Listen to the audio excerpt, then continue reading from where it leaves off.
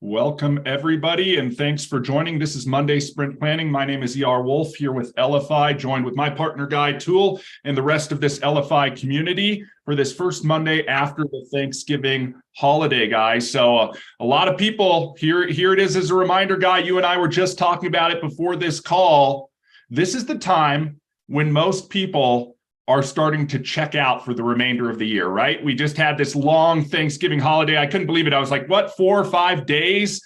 I felt like I had a whole week off, Guy. And by the time Sunday rolled around, I was sort of getting antsy in my pantsy to get back, into action and into activity. And this is the topic we want to talk about before we open this up for a roundtable discussion.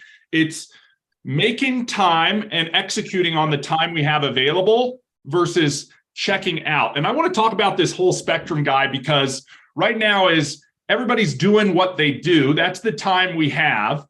And then you're making a decision to fall into one of really 3 categories. Continue with the status quo of the time you have, start to check out, which a lot of people, I would say a majority of people have already started to check out. We even see it when we look at data that you can see the trend of people sort of checking out. Oh, it's December, things are slowing down, those types of things. And then on the other end of that, not just checking out, not just sticking with the status quo, is actually making time. And I want to throw something out there. Here's an idea or a concept that I want to throw out there, because when I heard this, it almost blew my mind, because a lot of people come with the excuse, Guy, I don't have enough time. Maybe you're trying to start something new.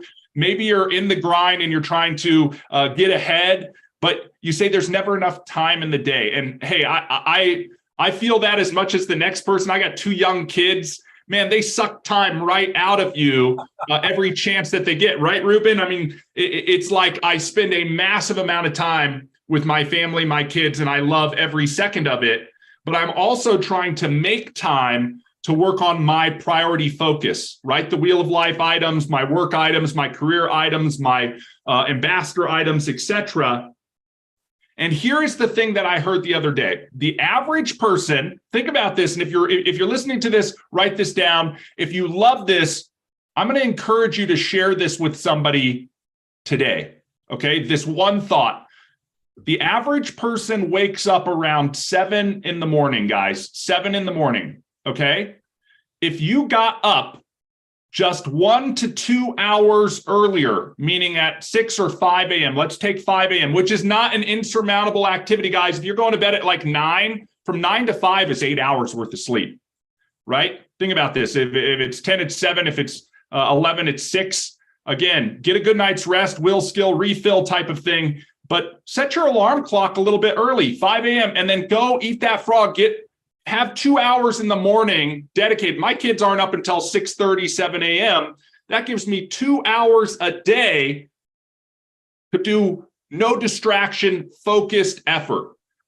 That might not seem like much, but we're talking about making time. Here's the reality. If I do that every day for a year, okay, this is what blows my mind. If you just got up at 5 a.m., make one change to make time for yourself, a 2-hour window, and got up at 5 a.m. every day to, work on that, eating that frog or getting work done without any of the distractions or phones going off or anything like that. Think about this. If you take that amount of time, 2 hours, multiply it by 365 days every day of the year, you would have 30 full days. That's a whole extra month of time. So, Guy, we always laughingly say, I wish there were 48 hours in the day. I wish I had 72 hours in a day because I could get so much more done. My question I want to ask you is, what would you do with an extra month of time, right? Not 12 months in a year. Consider it like 13 months, because those 2 hours right now, you're just sleeping them away.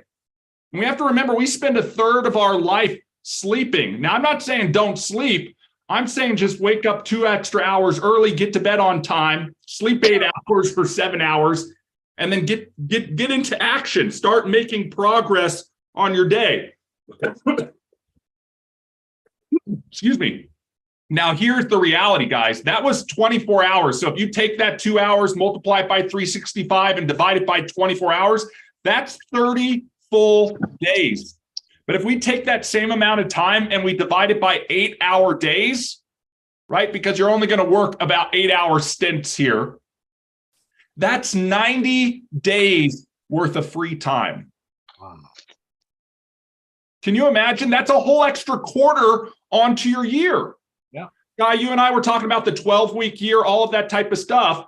That's an extra 20% of a year if you're diligent about using it correctly. That's the big thing I want everybody to be thinking about today as we move into the last month of 2022. And we've got a lot of stuff to finish the year strong. We've got a lot of stuff to prep coming into 2023, et cetera. And we think about what shifts we're going to make to maximize what we're going to achieve at the end of this year and moving forward, guys. 90 days, 90 work days, just by waking up a little bit early. I want you to think on that. I want you to reach out to somebody if they're always saying, hey, this is my excuse, I never have enough time, all of this type of stuff, guys. It's about making time, right? Guy, you talked about this early in 2022. It's not just having your to-do list. It's having your not to-do list, because there are so many other things. Like one of those items was sleep I was just talking about, right? 2 hours less of sleep equals 90 full work days of free time a year to work on what you want to work on. I mean, you could do a lot in 90 days, guys. How far would you be in any area or focus in the next 90 days? You know, if you got to work 8 hours a day on it and then break that up by 2 hours a day. That is powerful, right? Think about the other not to-do list items. What other things are you doing right now that are complete time wasters or time sucks? There's probably a lot of them. You know? And those are things where you could direct that focus to something else. We talk about atomic habits, right? James Clear saying, look, we could habit stack these things together, all of that type of stuff. We want you to be thinking about your time, because right now, what we're seeing is most people are just checking out.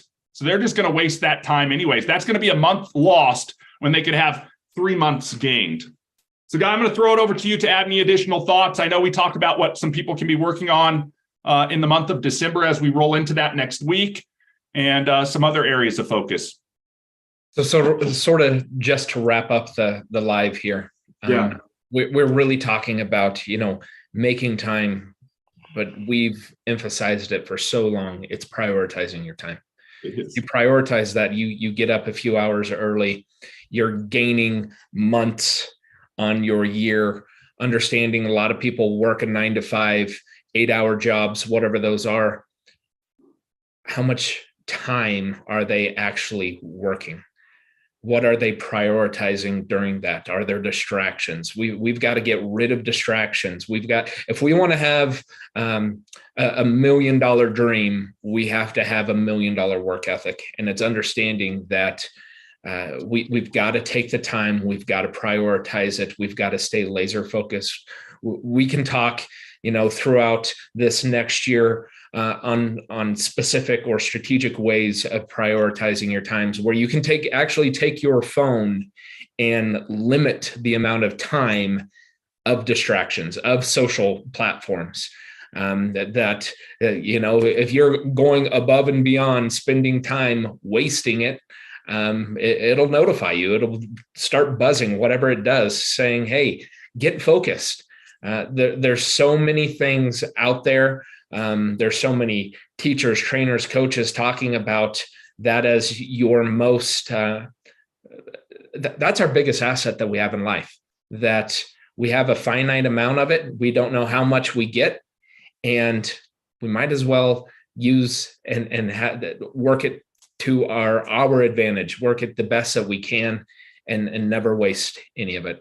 So with that, from a training aspect, that's what we'll get into throughout conversations this week, is prioritizing your time, making time, maybe getting up an hour or two early to try to set a schedule to going into 2023. I've got a 34-page business plan here that I've got to go through. So I've got to take time to do that.